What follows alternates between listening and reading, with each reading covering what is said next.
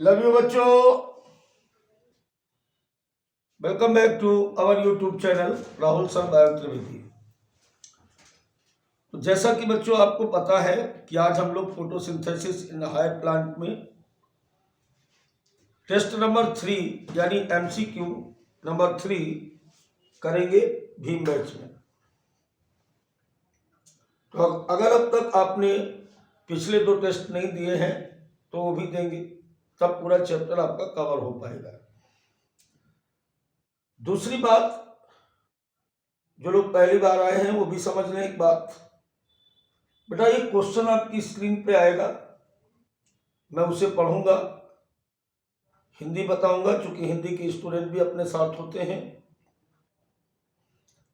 इसके बाद आपको कमेंट बॉक्स में एक अपना आंसर लिखना होगा, सभी को, जितने लोग टेस्ट देंगे। गलत हो या सही हो इससे कोई लेना देना नहीं है, आपका कॉन्सेप्ट क्या रहा। होता रहता है, गलत भी होता है, सही भी होता है। फिर जब हम उसका सलूशन बताएंगे तो आप अपने सलूशन को चेक करें कि क्या जो आंसर आपने लगाया था वही कॉन्सेप्ट है जो मैं बता रहा हूं, या आपका कॉन्सेप्ट अलग था, आपने अंधी लगा दी थी, है ना। तो चलिए, सभी लोग तैयार हैं। एक क्वेश्चन के लिए हम आपको 30 सेकंड का समय देंगे और उस 30 सेकंड में ही आपको करना होगा। तो चलिए बात करते हैं, आज के पहले क्वेश्चन की बात करते हैं। पहला क्वेश्चन ये रहा आपके सामने। एनसीईआरटी बुक पर आधारित सारे क्वेश्चंस हैं बेटा। पहला क्वेश्चन है, the end product of light reaction are stored till dark reaction take place at night, immediately used up in next round of light reaction, transferred to the stroma from lumen to be used in biosynthetic reaction occurring in stroma, none of these। Answer करें आप, हिंदी भी सुनते जाएं और answer भी करें। प्रकाशिक अभिक्रिया का अंतिम उत्पाद संग्रहित कर लिया जाता है डार्क रिएक्शन तक, टेक प्लेस एट नाइट। दूसरा, immediately used up in next round of light reaction. जो प्रकाशिक अभिक्रिया का उत्पाद है वो अगली प्रकाशिक अभिक्रिया में तुरंत प्रयुक्त किया जाता है। सी आंसर है इसका, transfer to the stroma from lumen to be used in biosynthetic reaction occurring in stroma. Thylakoid गुहा से इन पदार्थों को स्ट्रोमा में भेज दिया जाता है, जहां पर बायोसिंथेटिक फेज यानी डार्क रिएक्शन कंप्लीट होती है। और चौथा ऑप्शन आपका है नन ऑफ दिस। जल्दी से बताइए, आंसर टाइप करें बेटा। सभी लोग आंसर टाइप करेंगे तभी मजा आता है, जब सभी लोग एक साथ खेलेंगे। कुछ लोग आंसर बाद में टाइप करते हैं जब मैं सही बता देता हूं, गलत बात है। डरो मत बेटा, क्वेश्चन करना सीखो। चलिए, तो 30 सेकंड आपके समाप्त हुए। इसका सही आंसर है बेटा डी। इनमें से कोई आंसर नहीं है इसका। अब क्यों नहीं है, इस सॉल्यूशन को देखिए। देखिए, ऊपर वाले दोनों बातें बिल्कुल बकवास लिखी, चूंकि स्टोर किया ही नहीं जाता। दूसरी बात, लाइट रिएक्शन का प्रोडक्ट लाइट रिएक्शन में यूज ही नहीं होता है। बात आई इसकी, यहां पर हो सकता है कि आप में से कई बच्चों ने सी आंसर लगाया हो। इसमें जानते हो क्या गड़बड़ है? लिखा हुआ transfer to the stroma from lumen to be used in biosynthetic reaction occurring in stroma. ये वाली बात भी गलत है। अब इसमें गलत क्या है ये देखो। लाइट रिएक्शन जो हो रही है वो यहां पे हो रही है। कहां पे हो रही है? थैलेक्वाइड्स मेम्ब्रेन में हो रही है। थैलेक्वाइड्स मेम्ब्रेन हमारी ये है, लाइट रिएक्शन के जो प्रोडक्ट हैं, प्रोडक्ट ऑफ लाइट रिएक्शन की अगर बात की जाए तो ध्यान से बोर्ड पर देखेंगे, हमें कम देखो, बोर्ड पे ज्यादा देखो। लाइट रिएक्शन के जो प्रोडक्ट है वो है एटीपी और NADP2H, ये इसके प्रोडक्ट है लाइट रिएक्शन के। ATP और NADP2H is the product of light reaction. अब अगर आपको याद हो तो यहां पर NADP रिडक्टेज पाया जाता था, यहां पर हमारा बना है NADP2H, यहां पे बना यानी सरफेस पे बना। अगर आपको याद हो तो ये हमारा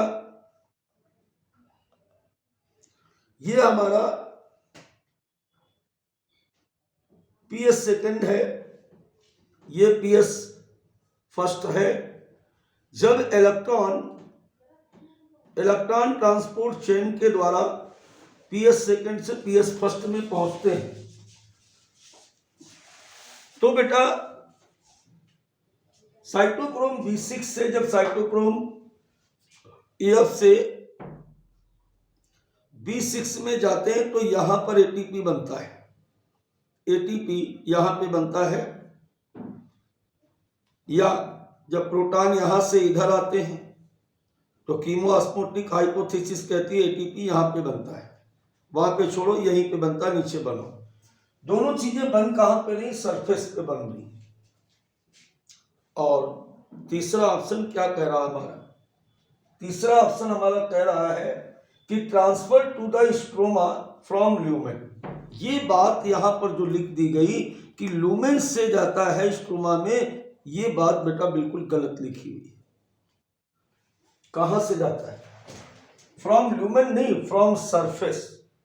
स्ट्रोमा में जाता है, लाइट रिएक्शन का प्रोडक्ट जो है वो स्ट्रोमा में जाता है, क्योंकि बायोसिंथेटिक फेज और the dark reaction take place और कंप्लीटेड इन द स्ट्रोमा। जाता तो है लेकिन लूमेन से नहीं जाता है, सरफेस से जाता है, क्योंकि सरफेस पर ये दोनों प्रोडक्ट बनते हैं। क्लियर हुआ? चलिए अब हम लोग यहां पर अगले क्वेश्चन को खेलेंगे। आज का बेटा दूसरा क्वेश्चन जो है वो ये रहा आपके सामने,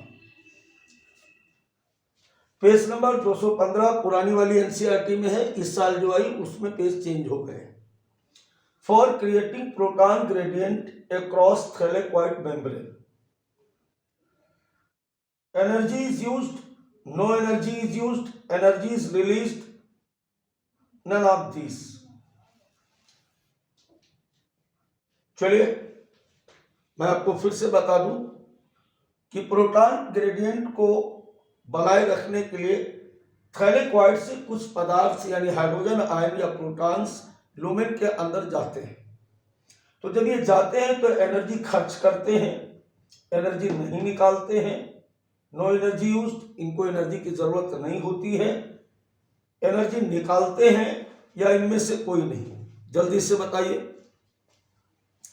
क्वेश्चन फिर से समझ सकते हो आप, यहां पर मैं आपको बना के दिखाता हूं क्वेश्चन पूछ क्या रहा है। जैसे ये थैलेकॉइड्स है और ये थैलेकॉइड्स है बेटा, इस तरीके से ये थैलेकॉइड्स यहां पर आप देख रहे हो। वो कह रहा है कि प्रोटॉन ग्रेडियंट बनाने के लिए, तोड़ने के लिए नहीं, बनाने के लिए, क्योंकि दो अलग अलग बातें। बनाने के लिए क्या होता है, यहां पर जो पंप होता है, इस पंप के द्वारा यहां से H आयन स्ट्रोमा से इसके अंदर प्रवेश करते हैं, ये बनाने वाली बात हो गई। और जब प्रोटॉन ग्रेडियंट को तोड़ना होता है तो यहां से इलेक्ट्रॉन F0 और F1 पार्टिकल से बाहर आते हैं। दोनों बातें आप समझ लो, दोनों बातें आप समझिए क्वेश्चन के साथ। वो कह रहा है जब इलेक्ट्रॉन, क्या कह रहा है, for creating proton gradient across thylakoid membrane, इस समय H आयन जब अंदर आते हैं तो ऊर्जा का प्रयोग होता है, ऊर्जा का प्रयोग नहीं होता है, ऊर्जा निकलती है, इनमें से कोई नहीं। जल्दी से आप अपना आंसर बताएं। मैंने ये क्वेश्चन बना करके आपकी हिंट्स की है केवल। बेटा जल्दी से बताएं, मैं घड़ी देखता हूं और 30 सेकंड से ज्यादा मैं दूंगा नहीं आपको। जल्दी से बताएं, सभी लोग टाइप करें। बच्चों जब तक खेलोगे नहीं, जब तक कॉन्फिडेंस नहीं आएगा। बगल वाला क्या कर रहा है इससे मतलब नहीं, आप अपना आंसर टाइप करो, ईमानदारी करो। हाँ, एनसीईआरटी लेके बैठ सकते हो, ढूंढ सकते हो, ढूंढ लो। हमने यहाँ पर तब भी मेरा फायदा है कि कम से कम एनसीईआरटी पढ़ तो रहे हो, उस समय भी तो पढ़ रहे हो, क्योंकि यहाँ पर मैं लिख देता हूँ 215 क्वेश्चन का मोड इजी है। देखो बेटा हमेशा इसमें ध्यान रखना कि जब ये इधर से इधर आएगा, जब भी प्रोटॉन ग्रेडियंट के लिए यहाँ पे क्रॉस करेंगे तो हमें एटीपी एक्सपेंस करनी पड़ेगी। तो इसका सही आंसर है एनर्जी इज यूज्ड। क्लियर हो गई बात? इसका क्या आंसर है? Energy is used. अगर कहता कि breaking proton gradient across thylakoid membrane, यहीं पर अगर क्रिएटिंग की जगह ब्रेकिंग लिखा होता तो यहां पर आंसर चेंज हो जाता। क्वेश्चन नंबर 2 और 3 एक साथ करने थे। अब अगर यहां पर क्रिएटिंग के साथ ब्रेकिंग लिख के आएगा तो ब्रेक कहां से हो रहा? Proton gradient. अब ये H आयन यहां से F0 और F1 से होते हुए ये यहां पर बेटा H आयन इधर की तरफ आते हैं, और जब इधर की तरफ आते हैं तो यहां पर जो प्रोटॉन ग्रेडियंट था वो टूटेगा और एटीपी बनेगी, यानी एनर्जी यहां पर बेटा रिलीज होती है, यहां पर एनर्जी बेटा निकलती है। तो बात को समझ गए होंगे दोनों बातें। प्रोटॉन ग्रेडियंट बनाने के लिए, क्रिएट करने के लिए H आयन जब अंदर आते हैं तो प्रोटॉन पंप को क्या करना है? एटीपी लेनी पड़ेगी। कारण क्या? ऑलरेडी यहां पर जल के प्रकाशीय अपघटन के द्वारा H आयन पहले से ज्यादा थे, अब तुम जबरदस्ती घुसेड़ रहे हो। तो जब कभी भी ट्रांसपोर्ट फोर्सफुली होता है, कंसंट्रेशन ग्रेडियंट के अगेंस्ट होता है, तो एक्टिव ट्रांसपोर्ट होता है, और एक्टिव ट्रांसपोर्ट में हमेशा हमें एटीपी एक्सपेंड करनी होती है। तो सॉल्यूशन जरूर समझ में आया होगा। क्वेश्चन बहुत बिंदास था। चलिए बात करते हैं अब हम लोग अगले क्वेश्चन नंबर 3 की। क्वेश्चन नंबर 3 हमारे पास है ये क्वेश्चन नंबर 3 की अगर बात की जाए तो ये रहा, कन्फर्मेशनल चेंज खालिस्तान makes ATP CF0 CF1 both none. पहली बात तो जब C लिखा होता है, देखो F1 और F0 ये ऑक्सीसोम के पार्ट हैं, माइटोकॉन्ड्रिया में भी होते हैं और क्लोरोप्लास्ट में भी होते हैं। जब माइटोकॉन्ड्रिया होता है तो यहां पर MCF लिखा होता है, यहां पर MF1 लिखा होता है, यहां पर लिखा होता है माइटोकॉन्ड्रियल F0। ये क्लोरोप्लास्ट की हम बात कर रहे हैं, इसलिए यहां पर बेटा C लिखा हुआ है। यहां पर क्या लिखा है? क्लोरोप्लास्ट का F0 या F1। चलिए बताइए, आंसर बताइए।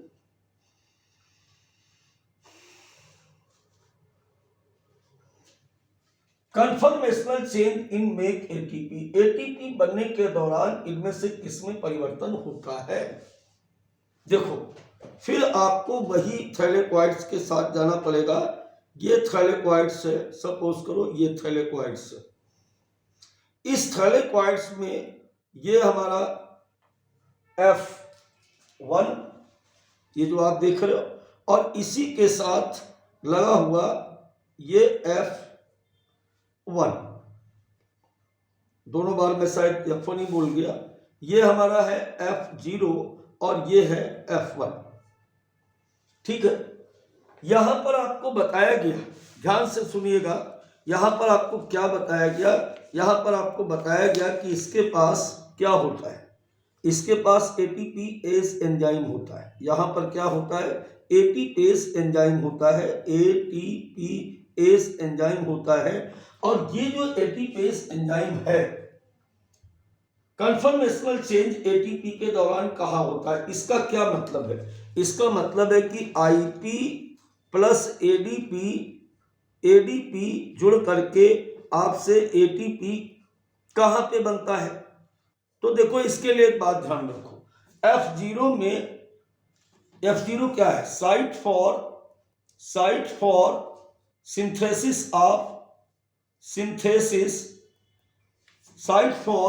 Synthesis of ATPase enzyme. ATPase enzyme जो होता है ये एंजाइम F0 में बनता है, ठीक है। लेकिन कन्फर्मेशनल चेंज कहां पे होता है? F1 में। एटीपी यहां पे बनती है ऐसे, जब H आयन बाहर की तरफ इस प्रोटॉन ग्रेडियंट को तोड़ करके बाहर आते हैं तो ये आईपी एटीपी के साथ आपस में जुड़ करके एटीपी बनाती है। ये है कन्फर्मेशनल चेंज, यहां पे होता है। सही आंसर क्या है सर इसका? सही आंसर बेटा इसका है बी। क्लियर हुआ? चलिए बात करते हैं अब हम लोग क्वेश्चन नंबर 4 की। क्वेश्चन नंबर 4 हमारे पास जो है वो ये है। अभी अभी ऐसा ही कुछ एक क्वेश्चन आपने किया है तो बहुत ज्यादा जोर नहीं लगाना पड़ेगा शायद हमको। CF1 क्या है? एम्बेडेड इन क्लोरोप्लास्ट मेम्ब्रेन, पहला option. Protruding on outer surface of chloroplast membrane. Chloroplast में हिंदी सुना करो ध्यान से, मैं पूरी हिंदी बताता हूं।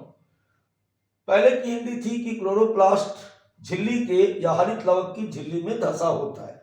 दूसरे की हिंदी है कि क्लोरोप्लास्ट की बाहरी झिल्ली के साथ धंसा होता है। तीसरा है protruding on inner surface of chloroplast, chloroplast की आंतरिक झिल्ली के साथ धंसा होता है। और डी आंसर है नन ऑफ दीस। ध्यान रखें, पेज नंबर 215 और क्वेश्चन है इजी। जल्दी से बताओ, जल्दी से बताओ।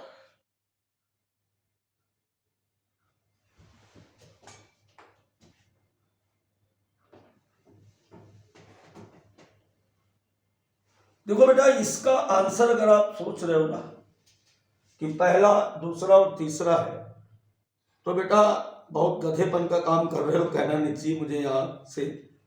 इसका सही आंसर है 4। हर बार इसने लिखा क्या है? हर बार इसने लिखा क्लोरोप्लास्ट, हर बार इसने लिखा क्लोरोप्लास्ट, हर बार इसने लिखा क्लोरोप्लास्ट। जबकि अभी क्या बताया था मैंने जस्ट इसके पहले कि F1 और F0 कहां पे पाए जाते हैं? थाइलेकोइड मेम्ब्रेन पे पाए जाते हैं बेटा, थाइलेकोइड मेम्ब्रेन पे पाए जाते हैं। ये राहुल सर के क्वेश्चन हैं, ये क्वेश्चन राहुल सर के हैं, जरा होश में खेलिए। ये देखो F0 और ये बेटा यहां पर पाया जा रहा है F1, ये F1 तो कहां पे है?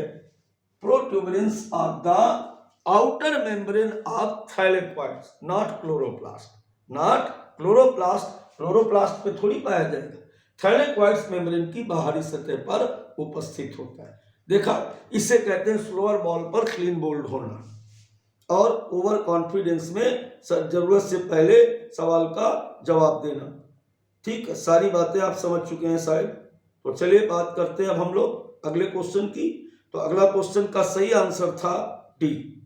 सही आंसर क्या है इसका? इसका सही आंसर है बेटा डी, नन ऑफ दिस। गड़बड़ क्या थी? हर बार उसने क्या लिख दिया? क्लोरोप्लास्ट। देखो हर बार उसने क्या लिख दिया? क्लोरोप्लास्ट। यहां भी क्लोरोप्लास्ट, यहां भी क्लोरोप्लास्ट, यहां भी क्लोरोप्लास्ट। चलो कोई बात नहीं, गलतियां होती रहती हैं और गलतियों से सीखना चाहिए। चलिए पूरे मन के साथ अगले क्वेश्चन नंबर 5 की तरफ।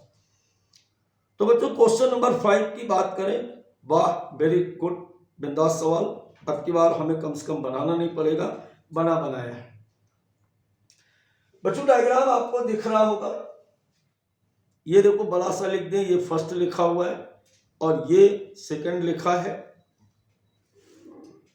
ये जो गोले के अंदर लिखा है ये लिखा है ATP सिंथेटेस, राइट। और ये एक रिएक्शन लिखी है नीचे, ये लिखा हुआ है ADP+ IP और ये लिखा है ATP। ठीक है, चलो देखते हैं पूछ क्या रहा है। The ATP synthetase had 2 part, पहला और दूसरा। ATP सिंथेटेस में 2 पार्ट होते हैं, वो कौन कौन से हैं, यानी पहले पे क्या नाम है और दूसरे का क्या नाम है, ये पूछ रहा है। अभी अभी हमने बताया, क्या बताया, हम क्यों बताएं, पहले आप बताओ फिर हम बताएंगे। जल्दी से बताओ, मैं स्क्रीन के सामने हट जाता हूं, आप जल्दी से इसका आंसर दीजिए।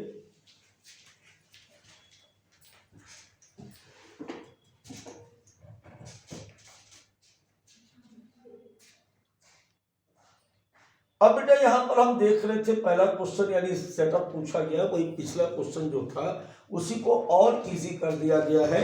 तो बच्चों अभी आप क्या देख रहे हो कि ये क्या है, ये हमारा है CF0, और ये वाला क्या है सेकंड नंबर पर जो है ये है CF1। तो सही आंसर क्या इसका जाएगा, फर्स्ट। क्लियर हुआ। चलिए बात करें क्वेश्चन नंबर नेक्स्ट की। क्वेश्चन नंबर नेक्स्ट हमारे पास जो है, सो वेरी गुड, बहुत ही प्यारा क्वेश्चन। क्वेश्चन नंबर 6 की अगर बात करें, क्वेश्चन नंबर 6 की बात करें, the membrane channel allowed across membrane for ATP synthesis. The transmembrane channel allowed across membrane for ATP synthesis, osmosis of protons, simple diffusion of protons, facilitated diffusion of electrons, facilitated diffusion for protons। जल्दी बताइए।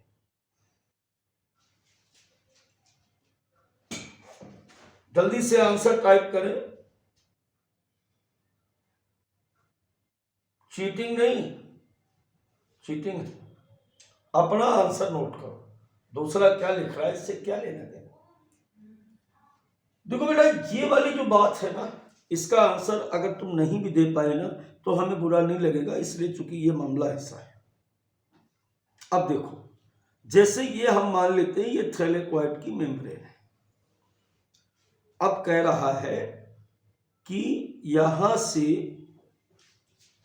Transmembrane channel, ये हमारा जो है ये है transmembrane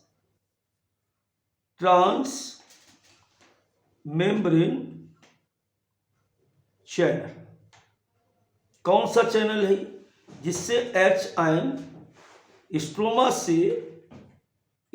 से बेटा लुमेन में आते हैं। ये H आयन कहां आ रहे हैं, लुमेन में आ रहे हैं। इस बार मैंने आधा बनाया। ऑस्मोसिस ऑफ प्रोटॉन्स, ये रटने वाली बात है, इसका कोई कॉन्सेप्ट नहीं कह सकते हैं आपकी, कोई कॉन्सेप्ट है इसका। सिंपल डिफ्यूजन ऑफ प्रोटॉन्स, कभी ये तो हो ही नहीं सकता। ऑस्मोसिस इसलिए नहीं हो सकती, ऑस्मोसिस क्यों नहीं हो सकती, ऑस्मोसिस का क्या सिस्टम है कि अधिक कंसंट्रेशन से कम कंसंट्रेशन की तरफ जाते हैं। स्ट्रोमा में ऑलरेडी कम है, यहां कम से हम अधिक की तरफ जा रहे हैं। तो ये क्या है, या तो आप इसको एक्टिव ट्रांसपोर्ट कहो, लेकिन चूंकि ये एक खास प्रोटीन है तभी इसको ट्रांसमेम्ब्रेन चैनल कहा गया। चैनल का मतलब क्या, यहां पर कोई खास प्रोटीन है। चूंकि यहां से क्यों नहीं जा रहा, यहां से क्यों नहीं जा रहा, यहां से क्यों नहीं जा रहा, बाकी जगह से क्यों नहीं जा रहा, यहीं से क्यों जा रहा, चूंकि मेम्ब्रेन में इस जगह पर एक खास प्रोटीन लगी है, वो केवल अलाउ करती है हाइड्रोजन आयनों को स्ट्रोमा से लुमेन में लाने के लिए। ठीक है, आंसर क्या आएगा बेटा इसका, फैसिलिटेट डिफ्यूजन, यानी 4 नंबर। चलिए क्वेश्चन नंबर 7 की बात करें, अगर क्वेश्चन नंबर 7 की बात करें, the transmembrane channel in ATP syntheses enzyme is formed by. Enzyme किसके द्वारा बनाया जाता है, कन्फर्मेशनल चेंज कहां होता है और एंजाइम सिंथेसिस कहां होती है। बस 2 ही क्वेश्चन ये आपको याद रखना है, CF0 और CF1 का हमेशा क्वेश्चन राइट होगा। देखो हमेशा ध्यान रखो इस बात को। और क्या हमें ध्यान रखना, यहां पर हमें बेटा एक बात यहां पर ध्यान रखनी है कि जो CF0 है यहां पर ATPase एंजाइम सिंथेसिस होती है और वर्किंग पॉइंट इस एंजाइम का होता है CF1। क्लियर हुआ? तो अगर पूछा जाए कि कन्फर्मेशनल चेंज की अगर बात की जा रही है तो हमारा आंसर हो जाएगा, क्या आंसर हो जाएगा? CF1। पीछे क्वेश्चन अपन कर चुके हैं ऐसा। ये क्या कह रहा है? Transmembrane channel in ATP synthetase enzyme is form by, तो क्या हो जाएगा? CF0। राइट आंसर बेटा क्या है इसका? A। चलिए बात करेंगे क्वेश्चन नंबर 8 की। क्वेश्चन नंबर 8 हमारे पास ये रहा आपके पास, ATP formation occurs upon, ATP का निर्माण होता है buildup of proton gradient, breakdown of proton gradient, both of this, none of this. जल्दी से बताइए। क्वेश्चन फिर से स्लोअर बॉल जैसा है, पूरा सोच के जवाब दीजिएगा वरना मिसिंग हो सकती है। जल्दी से आपको जवाब देना है। ATP formation occurs upon, ATP थैलेक्वाइड्स में कब बनता है? देखो अगर आप इसका आंसर पहला सोच रहे हैं कि built up of potential gradient, तो मान लेते हैं ये थैलेक्वाइड्स है, यहां पर H2O के टूटने से H आयन बन रहे, कोई दिक्कत नहीं, ऊपर से भी H आयन आ रहे, कोई दिक्कत नहीं। लेकिन यहां पर H आयनों के आने से ATP नहीं बनी, बुल्ड अप पोटेंशियल ग्रेडियंट, जो पोटेंशियल ग्रेडियंट बना उससे ATP थोड़ी बनी। Break down of potential gradient, ATP कब बनेगी?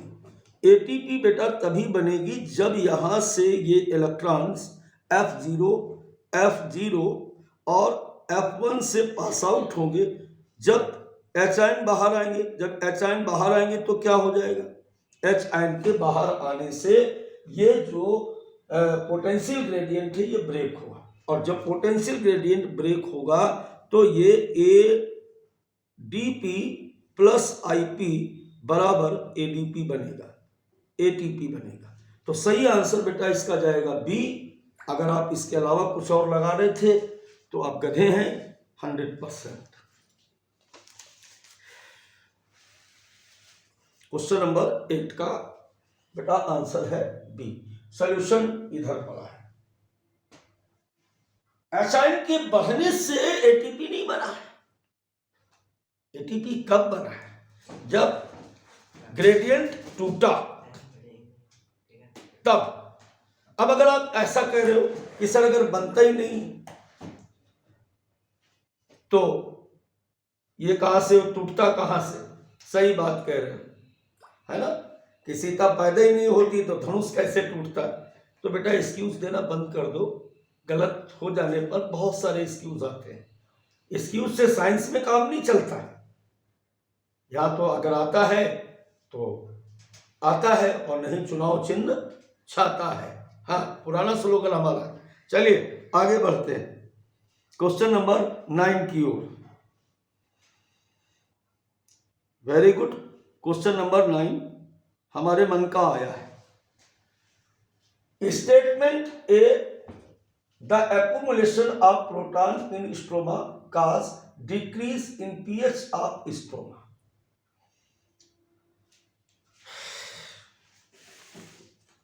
देखो ये थैलेक्वाइड्स ने बेटा आज तुम लोग का खून पी लिया। क्या कह रहा है कि एक्युमुलेशन ऑफ प्रोटॉन, अगर इसमें H आयन बढ़ेंगे तो H आयन के बढ़ने पर क्या होगा? pH हमेशा घटती है, NCERT की लाइन है, pH हमेशा घटेगी। इसका मतलब पहले वाली लाइन मुझे तो सही लग रही, the accumulation of proton in stroma cause decrease in pH of stroma. वाह, गलत है, क्योंकि accumulation of proton in stroma नहीं है। एक्युमुलेशन ऑफ कहां पे हो रहा है? लूमेन ऑफ थैलेक्वाइड्स हो रहा है। कहां हो रहा है? लूमेन ऑफ थैलेक्वाइड्स हो रहा है। यार हमने पहले ही बता दिया, मजा तो तब आता जब तुमसे पूछते हैं। स्ट्रोमा में नहीं हो रहा, तो जो इसका स्टेटमेंट ए है वो 100% गलत है, क्योंकि यहां पर इसने क्या लिख दिया, देखो केवल प्रोटॉन इन स्ट्रोमा, ये इतना बात गलत हो गई, इतनी बात गलत हो गई। अगर इसने थैलेक्वाइड्स लुमेन लिखा होता तो बाकी पूरा सेंटेंस सही है। दूसरा देखिए, दूसरा क्या कह रहा है, स्टेटमेंट बी क्या कह रहा है, the accumulation of proton in lumen cause formation of potential gradient across thylakoid membrane. अब सेलेक्ट द, ये वाली बात तो स्टेटमेंट बी मुझे सही लग रहा है, चलो आप भी चेक करो, अभी तो हमें सही लग रहा। फर्स्ट क्या कह रहा है कि इलेक्ट्रॉन प्रोटॉन्स का थैलेक्वाइड्स में जमा होना पोटेंशियल ग्रेडियंट बनाता है, सही कह रहा है। तो A is correct and B is incorrect, ये तो नहीं होगा, B is correct and A is incorrect is the right answer, यानी बी इसका बिल्कुल सही होगा। स्टेटमेंट था, मॉडरेट लेवल का क्वेश्चन था बच्चों, इसलिए मैंने ही करा दिया, आपसे गलत हो जाता तो आपकी काउंटिंग बिगड़ जाएगी कि सर आप मेरे इतने सही हुए, और जो मेरे साथ सही किया करो वो भी तुम्हारे ही हिस्से के माने जाएंगे, तुमने ही सही किए हैं, हमने नहीं किए, है ना। हाँ चलिए बात करेंगे क्वेश्चन नंबर 10 की। क्वेश्चन बड़े प्यारे हैं आज के, वाह ये तो बहुत ही अच्छा वाला क्वेश्चन आ चुका है आपके सामने। एनसीईआरटी का पेज ही दिख रहा है मेरे को। क्वेश्चन नंबर कौन सा है, 10, क्वेश्चन नंबर 10। क्वेश्चन नंबर 10 की अगर बात करें, थोड़ा सा देखते हैं क्या है, डायग्राम को बड़ा करते हैं और आपको सारी बातें पहले हम दिखा देते हैं, क्योंकि इसमें बहुत छोटा छोटा लिखा है।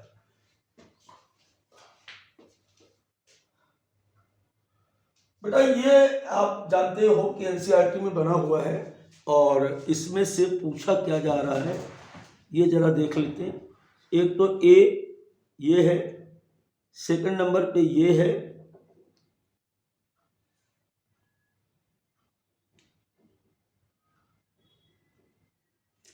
सेकंड नंबर ये है, और कुछ पूछ रहा है? नहीं पूछ रहा है। चलो आइडेंटिफाई करेक्ट, आइडेंटिफाई करेक्ट, इनमें से सही क्या है, लगाओ आंसर लगाओ।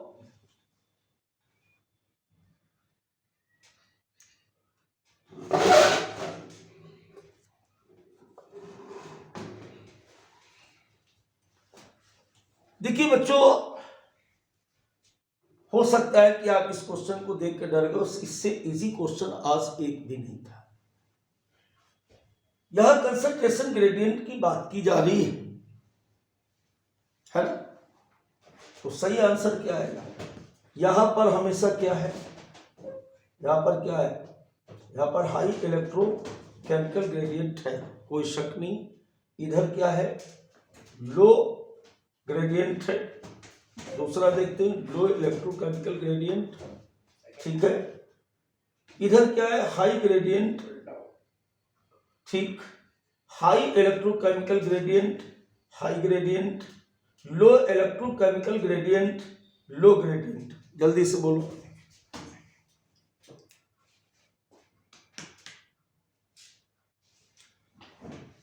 इसका सही आंसर आएगा बी। क्या आएगा इसका सही आंसर, बी आएगा, क्योंकि फर्स्ट में क्या है, फर्स्ट में, अब इधर देखो, फर्स्ट यहां पर क्या है, फर्स्ट यहां पर है स्ट्रोमा, फर्स्ट यहां पर है स्ट्रोमा, और स्ट्रोमा में हमेशा क्या होगा, लो होगा, और इधर क्या होगा, लुमेन के अंदर हमेशा हाई होगा। हमने कहा था ना कि सबसे इजी सवाल आज का यही है, यही है, यही है। समझ गए बात को। चलिए बात करते हैं अब हम लोग किसकी, क्वेश्चन नंबर 11 की। क्वेश्चन नंबर 11 की अगर बात की जाए, वाह वही क्वेश्चन एक अलग अंदाज में दोबारा से आएगा यहां पर, ये मुझे पता नहीं था। क्वेश्चन नंबर 11 की अगर बात करें, आइडेंटिफाई करेक्ट लेवल्स, इसमें लेवलिंग चेक करनी है। करेक्ट। चलो, तो पहले इसको अपन जूम कर लेते हैं। एक नंबर बेटा ये है,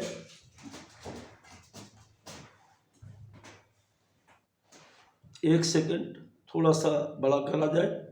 और एक नंबर बेटा हमारा ये है, और 2 नंबर कहाँ है,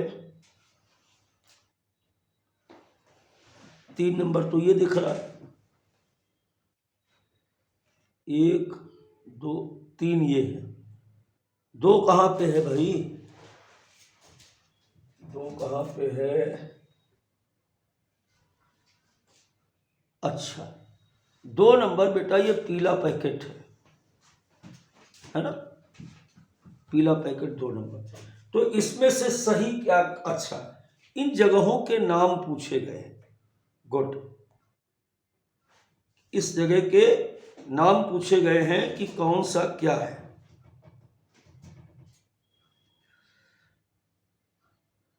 एक सेकंड बच्चों, गड़बड़ है थोड़ा सा। जी बेटा, अब सही होगा।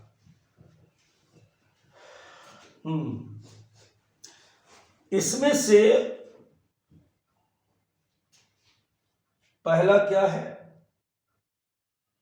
पहला तो ये प्रोटॉन पंप है, या PQ कह सकते हो, +2 Q0।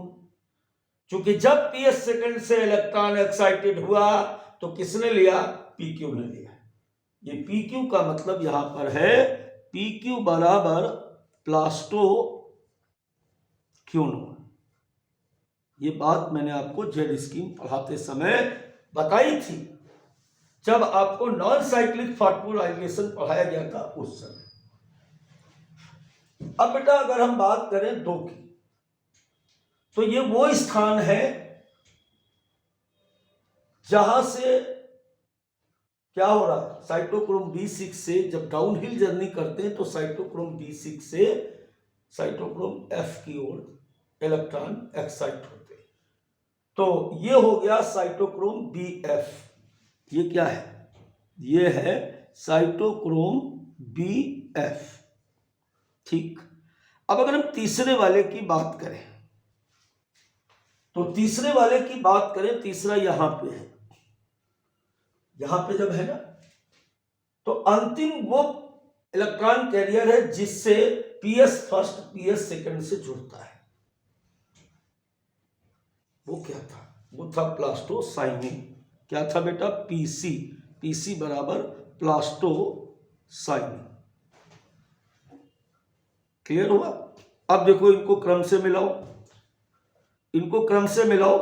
तो नंबर 1 पे क्या था? नंबर 1 पे है PQ। नंबर 2 पे क्या है? साइटोक्रोम B6 वाला। नंबर 3 पे क्या है? PC। कोई ऑप्शन ऐसा है जिसमें PQ साइटोक्रोम आए? नहीं आया, PQ गायब हो गया। PC है, साइटोक्रोम B6 है, फिर PC पहले कैसे आ सकता है? इसका आंसर बेटा आएगा D। इसका आंसर आएगा D। बहुत प्यारा क्वेश्चन था, मजा आया कराने में। और पढ़ाते समय भी मैंने कहा था कि इन डायग्राम्स को जो NCERT में बने हुए हैं, इनको जरा बड़े ध्यान से देखो। चलिए बात करते हैं क्वेश्चन नंबर 12 की। क्वेश्चन नंबर 12 की अगर बात करो, which of the following is true? इनमें से कौन सा कथन सही है? ATP and NADP2H both are formed toward stroma.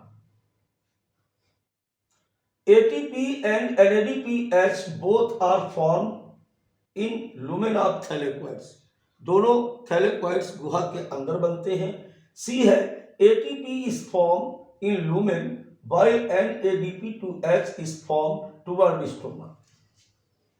ATP lumen के साइड में बनती है और NADP2H बाहर की साइड में बनता है। चौथा ऑप्शन है NADP2H form in lumen while ATP is form in stroma. ATP बाहर की तरफ बनती है और NADP2H जो होता है वो गुहा के अंदर या लुमेन के इनसाइड पे बनता है। बेटा बहुत ही मार्केबल क्वेश्चन कराए मैंने आज, और आपको भी मजा आना चाहिए, लेकिन आप सपोर्ट करोगे, ज़्यादा से ज़्यादा टेस्ट देने की संख्या बढ़ाओगे, जब मजा आएगा। तो जल्दी से बताइए क्वेश्चन नंबर 12। देखो अभी थोड़ी देर पहले ऐसा ही एक क्वेश्चन कराया गया था, पहले आप आंसर लगा लीजिए अपना, लगाइए आंसर, लगाइए।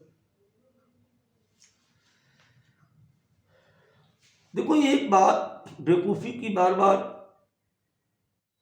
ये आपका थैलेक्वाइड्स NADP2S तो कंफर्म है कि यहां पर बनता है, क्योंकि यहां पर आउटर सरफेस पर यहां पर क्या होता है, NADP रिडक्टेज एंजाइम पाया जाता है। अब बात जहां तक आए ATP की, तो ATP बेटा भी सरफेस पे ही बनता है, क्योंकि ये कहां बनता है, F1। ATP हमेशा कहां बनेगा, ये भी तो सरफेस पे ही बनेगा। ATP कहां बन रहा था, ATP यहां पे बन रहा था। जब ATP यहां पे बन रहा था तो दोनों कहां पे बने, सरफेस पे बने। जब सरफेस पे बने तो क्या आंसर आना चाहिए, बोथ आर फॉर्म कहां पे बनेगी, स्ट्रोमा, क्योंकि इधर भी स्ट्रोमा और इधर भी स्ट्रोमा। आंसर क्या आएगा बेटा इसका, पहला। देखो ये गुगली बॉलें हैं, आपको लगेगा कि बहुत धीमी गेंद आ रही है, लेकिन गेंद पड़ने के बाद जो ट्विस्ट होती है, अब उसको मार पाओ तो मार लो, और नहीं फिर मुंह बना के बैठो, बल्ला इसे दबा के घर आ जाना 5 तारीख को, है ना। हाँ, 5 मई को अगर सही से नहीं खेलोगे तो क्या होगा। और पीछे जानते हो क्या, टीवी स्क्रीन पर जब अपन लोग मैच देखते हैं तो क्या लिख के आता है, डक, और उधर पीछे बदक ऐसे ऐसे मटक मटक के चलती हुई दिखती है ना। हाँ, अब देख लो, स्विंग बॉल, प्लांट फिजियोलॉजी है ये भाई, प्लांट फिजियोलॉजी। चलिए बढ़ते हैं आगे, हंसते खेलते मजाक के साथ पढ़ना ही अच्छा लगता है। क्वेश्चन नंबर 13 की अगर बात करें, देखो आज प्रोटॉन ग्रेडियंट और थैलेक्वाइड पीछा नहीं छोड़ने वाला, ये तुम मान के चलो। क्वेश्चन नंबर 13, चूंकि मुझे भी दिख रहा है स्क्रीन पे क्या लिखा हुआ है, the proton gradient is also form due to reduction of NAD ion, reduction of NADP ion, reduction of both NAD ion and NADP ion, reduction of FAD ion। बहुत ही इजी सवाल, जल्दी से बताइए।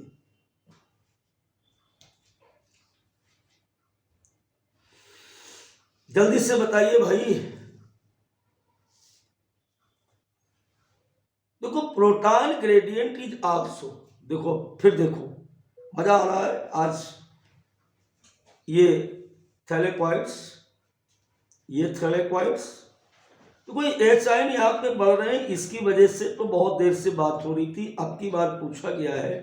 देखो यहाँ पर हो क्या रहा है, यहाँ पर हो ये रहा है कि जब यहाँ पर NADP प्लस H आयन आपस में जुड़ रहे हैं तो यहां पर बन रहा है NADP2H। तो जितने H आयन यहां पर यूज हो रहे हैं, जितने H आयन बेटा यहां पर यूज हो रहे हैं, वो H आयन आ कहां से रहे, स्ट्रोमा से आ रहे हैं। तो जितना ये ज्यादा बनेगा उतने स्ट्रोमा में H आयन कम हो जाएंगे। तो जब स्ट्रोमा में H आयन कम जितने हो जाएंगे उतने यहां पर बढ़ जाएंगे। आंसर क्या आएगा, बी। यानी जितना ज्यादा NADP का रिडक्शन होगा उतना ज्यादा यहां पर क्या हो जाएगा, उतना ज्यादा यहां पर क्या हो जाएगा, प्रोटॉन ग्रेडियंट बढ़ेगा। ठीक है, क्लियर हुआ। देखो प्रोटॉन ग्रेडियंट बढ़ने के कई चक्कर हैं गुरु। एक तो फोटोलाइसिस ऑफ वाटर, जितना ज्यादा फोटोलाइसिस ऑफ वाटर होगा उतने ज्यादा H आयन बनेगी। जितना इधर पंप से आएगा H आयन तो भी बढ़ेगा। जितना H आयन स्ट्रोमा से NADP2S के एक्सपेंस में बनाने में लगेगा, यानी दोनों के बीच अंतर कितना ज्यादा, अंतर कहां से हो रहा है, तो अंदर घुसे या जो बाहर है वो खर्चा हो जाए, दोनों में बात तो वही होगी। समझ गया ना। चले तो क्वेश्चन नंबर 13 के बाद अब हम लोग चलेंगे क्वेश्चन नंबर 14 की ओर। फिर वही कुछ, NADP reductase enzyme is located on outer surface of thylakoid membrane। अरे यार गड़बड़ हो गया, आंसर तो हमने पहले बता दिया। क्या करें, एनसीईआरटी रटी पड़ी है यार, है ना। हाँ भाई रटी है। तो यहाँ पर आप देख रहे हो ना, सीधी सी बात थी, मुझे पता था मैं क्या बोल रहा हूँ, पागल मत समझो बेटा। ये ऑलरेडी पूरा एनसीईआरटी की लाइन थी, इसलिए मैंने एज इट इज पढ़ दी। ये NADP reductase enzymes located on, कहाँ पे, स्ट्रोमा साइड यानी आउटर साइड। क्यों, अभी देखो यहाँ पर क्या है, ये थैलेकॉइड्स की आउटर मेम्ब्रेन, और यहाँ पर हम क्या देख रहे हैं, ऐसे मैंने PS फर्स्ट के साथ यहाँ पर ये लगाया और ये लिखा NADP रिडक्टेज एंजाइम, यहाँ पे लिखा कि नहीं, तो कहाँ पे पाएगा, स्ट्रोमा साइड और आउटर साइड। ठीक है, चलो क्वेश्चन नंबर 15 की बात करेंगे। तो क्वेश्चन नहीं, जिस क्वेश्चन में समय लगना नहीं है, इजी क्वेश्चन, उसमें टाइम मत खराब करो। मेरा अपना मतलब ये है कि जल्दी से उस बात को आगे बढ़ा दो, वो तो बच्चों वाली बात थी। The process of ATP synthesis in cell is photophosphorylation, oxidative phosphorylation, photosynthesis, phosphoryl, क्या लिखा हुआ है, दोबारा से पढ़ते हैं। The process of ATP synthesis in cell is किसी भी कोशिका में ATP निर्माण की घटना कहलाती है। प्रकाश फास्फोरिलीकरण, ऑक्सीडेटिव फास्फोरिलीकरण और फास्फोसिंथेसिस, both A and B। Nice question, easy mode. Question number, page number 212 आपको मैं समय दूंगा, क्योंकि क्वेश्चन आपके करने लायक है। देखो जो आपके करने लायक नहीं होता मैं पहले बता देता हूँ, है ना, ताकि हमारे बच्चों का मनोबल न टूटे। चलो जल्दी लगाओ, आंसर लगाओ भाई, आंसर लगाओ।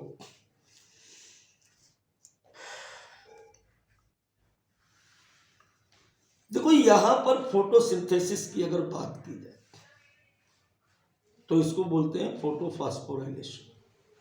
अब अगर माइटोकॉन्ड्रिया में यही बात की जाए तो इसे कहते हैं ऑक्सीडेटिव फास्फोराइलेशन। वहां पर पदार्थ का यानी डिग्रेडेशन ऑफ ग्लूकोज, ग्लूकोज का ऑक्सीडेशन होता है, जिससे आईपी रिलीज होती है। और अगर फोटोसिंथेसिस की बात की जाए तो फोटॉन्स लेने के बाद एटीपी सिंथेसिस होती है। तो during the photosynthesis is called photophosphorilation, and during the degradation of glucose or the aerobic respiration is called oxidative phosphorylation. So the correct answer of this question is the D. Clear? Correct option of this question is D. देखो कई बार आप जो skip करते हो ना कि हम ये क्वेश्चन नहीं खेल रहे हैं, तो इसका भी मतलब यही होता है कि आपको पता नहीं था, तभी तो आप स्किप कर रहे हो। तो जैसे अब एक बार एक बच्चे ने पूछा, चलो लंबा नहीं की क्वेश्चन करा रहे, एक बात बताते हैं। जैसे आपने मान लीजिए 90 क्वेश्चन राइट किए, तो या आपने 180 पूरे सही कर लिए, तो आपके कितने नंबर आ रहे हैं, 720। और अगर आप 189 क्वेश्चन करते हो तो कितने नंबर आएंगे, 715। समझ पा रहे हो बात को? एक क्वेश्चन आपको 5 नंबर नीचे ले आएगा। समझ गए बात को? एक क्वेश्चन आपको, तो ये स्किप करके आप मामला स्किप मत करिए। चलिए बात करते हैं हम लोग क्वेश्चन नंबर 16 की। बेटा तो क्वेश्चन नंबर 16 की तरफ चलते हैं। The order of working of the two photo system is, जो फोटो सिस्टम फर्स्ट और सेकंड है, इनमें से इनके काम करने का क्रम क्या है? ऑप्शन है PS first and PS second, PS second PS first, any of this depending upon location, none of this. जल्दी से बताइए, जल्दी से बताइए। मैंने आपको बताया था ये थैलेकॉइड्स, आज पूरा 17वां 16वां क्वेश्चन है, सब में थैलेकॉइड जरूर बना है।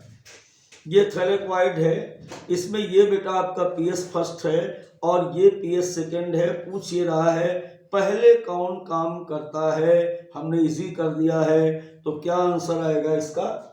इसका सही आंसर क्या आएगा? इसका सही आंसर आएगा second.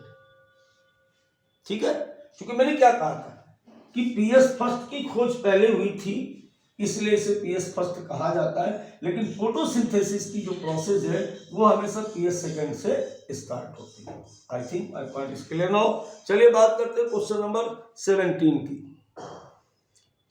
Question number 17, question number अगर 17 की बात की जाए तो लिखा हुआ है proton move through photosystem, proton are transported across membrane, primary acceptor of electron is an H carrier, both assertion and reason are correct and reason is explanation of assertion। देखो बेटा ये बिल्कुल टाइम बर्बाद ना कराएं, तुम फालतू बात करोगे। इसका सही आंसर ए है। देखो फिर से देखो, proton move through photosystem के द्वारा प्रोटॉन मूव करते, proton are transported across membrane, और प्रोटॉन हमेशा झिल्ली के बाहर से अंदर या अंदर से बाहर आते हैं। बिल्कुल सही बात है। दूसरा, primary acceptor of electron is an H carrier, hydrogen carrier जो होते हैं वो प्राइमरी इलेक्ट्रॉन एक्सेप्टर होते हैं। हाइड्रोजन कैरियर कौन है? NADP2H। क्लियर हुआ? तो इसका दोनों फर्स्ट एंड सेकंड यानी पहले वाले का जो एक्सप्लेन है वो दूसरी बात लिखी हुई है, तो इसका सही हो जाएगा ए। चलिए बात करेंगे अब हम 18 नंबर क्वेश्चन की। 18 नंबर क्वेश्चन हमारा क्या कह रहा है? 18 नंबर क्वेश्चन क्या कह रहा है?